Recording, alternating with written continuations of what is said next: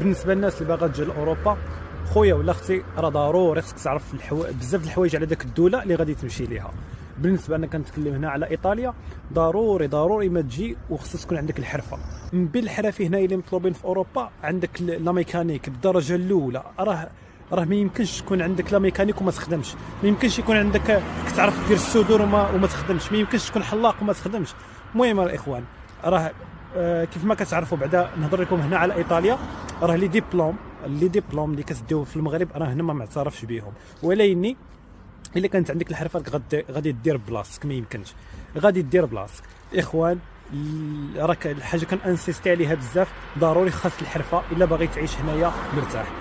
داكشي علاش الا بغيتي تجي لهنايا لاوروبا تكون متميز وعندك سالير زوين ومرتاح نوعا ما، حيت الراحه راه ما كاينش هنايا، راكم عارفين اللي عوال يجي لاوروبا راه ما كاينش الراحه. ولكن المهم احسن بزاف